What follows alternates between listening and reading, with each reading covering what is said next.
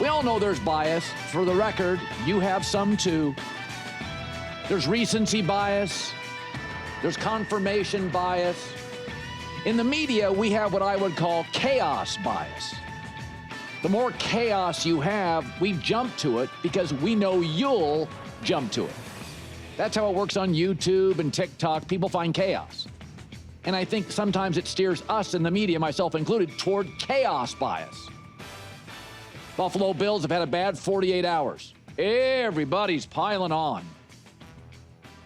You may want to take a deep breath. Let's look at where Buffalo's at. Ownership stable, new stadium coming, massive revenue upgrade. Buy more players. Superstar quarterback, top 6 offensive line in a league that has shifted over the last decade to offense. Tight end, slot receiver, running back, quarterback, O-line, left tackle. Really good. Last 6 years, most wins in the league. Best point differential by a country mile. Number 1 offense, second in playoff wins. Yes, they had a bad 72 hours. They had a bad press conference yesterday.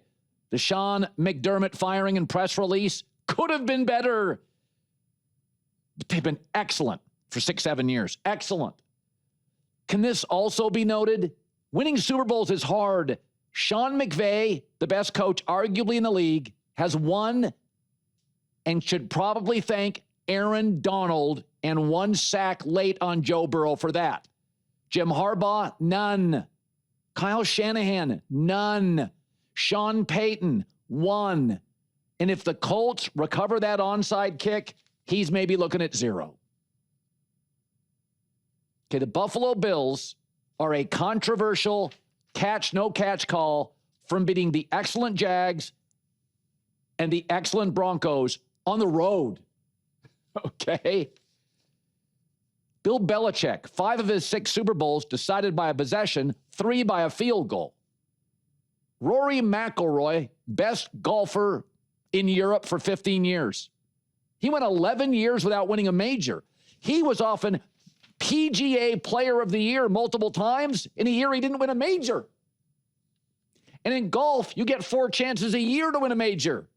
In the NFL, you get one 3.5-hour window. That's it. I would rather be a Buffalo Bills fan today than almost anybody not named Kansas City because of Andy Reid and Mahomes, and Andy Reid could retire in a year. I'd rather be the New England Patriots. I think Drake May is actually at this point underrated. I like where the Rams are, but Stafford could retire. I like where the Seahawks are, but do we all trust Sam Darnold yet? I do. Most of you don't. Recency bias, confirmation bias. There's also chaos bias. And it's what we in the media do, and it's also what you, the fans, are attracted to. Brandon Beane's probably not the best personnel guy in the league, but again, if I told you in 2026, an offensive league, if I said, yeah, there's this franchise, upstate New York, superstar quarterback, Pro Bowl running back, great left tackle, good O-line, star slot receiver, really is good, excellent tight ends. And their roster's full of B guys. It's not like they've got C and D guys all over. They could use another cornerback. So could the league, except Seattle. Everybody needs new corners because everybody's going 3 receivers wide, and nobody has 3 great corners, not even Seattle, and they've got 2. Terry Pagula didn't have a great press conference yesterday, but what he's saying has so much merit. We're pretty good here. We've got the things you'd want here. Josh Allen's 29, not 39. That's Matt Stafford, gonna be 38, 39 soon. Josh Allen's 29, 7 years, hasn't missed a start due to injury. New stadium, stable ownership, more revenue, O-line, left tackle. They had a bad 48 to 72 hours. There's an old cliche, wind blows harder at the top of the mountain. They're near the top. This stuff had happened in, Carolina. I would not even make the show. Would not even make the show. It's the Bills. It leaves the show. Here's the thing about smart people, even geniuses. Van Gogh actually died poor. Yeah. And wasn't viewed as as successful. And then he died, and now you have to wait in line to see his work, right? Like, that's the way it works sometimes.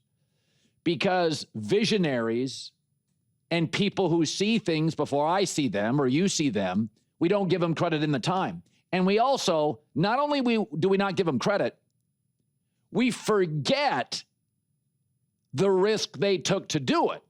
And I'll give you an example with Seattle playing the Rams. Seattle. 90% of you thought Sam Darnold was not a good signing. He got lucky. He had Justin Jefferson. Kevin O'Connell's a genius. Not a very good defensive division. You didn't like it. You didn't like it. He's been great. By the way, DK Metcalf moved. You didn't like that either. Well, what is Seattle doing? When Russell Wilson left, I can remember saying on the air, he's been at least a 103 quarterback rating dude for 4 straight years. Are we sure this is the right move? I didn't think it was the right move. Geno Smith's a bum. Not really. He made a Pro Bowl. They won 10 games, and Seattle had the number 8 passing offense in the league his last year in Seattle. But John Snyder bailed on Geno and bailed on DK Metcalf and signed Sam Darnold. Hey, by the way, Pete Carroll was wildly popular in Seattle. A lot of people didn't think he should be let go.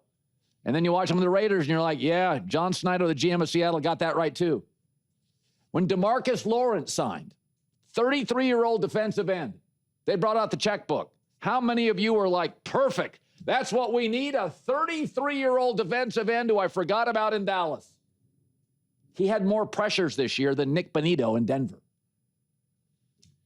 We do this all the time. When somebody sees stuff, a visionary is what they call them, before you and I see them, okay, we always forget the risk they took. We don't give them the credit. Everybody now goes, well, of course Darnold was better than Geno Smith. And go back and look at some of your tweets.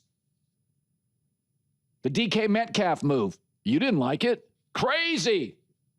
One of one, there's nobody like him. So Sam Darnold was available to the entire league. Pittsburgh could have had him. They wouldn't guarantee him multiple years. Minnesota had him in the building. Smart people in Minnesota. They let him walk. So Seattle's moves, they look brilliant now. That's what happens when you have a great visionary GM. They look good now. And we didn't love those moves. Go back to Russell Wilson's last years in Seattle. Oh, let me guess, you got that right too. He had a 103 passer rating year after year after year after year. Right? Let Russ cook maybe didn't work, but he was still successful. So I don't know. When I look at what Seattle's done, is that a lot of these moves we line up with. I mean, they hit some draft picks. They've hit everything. Mike McDonald was a kid, unproven as a head coach, home run. They found their McVay. Darnold was great in Minneapolis. Why wouldn't he be good in Seattle? DeMarcus Lawrence, DK Metcalf, they all worked. Here's his boss is John Snyder. His name's Mike McDonald. Can't wait. Rams, Seahawks. Seattle -2.5.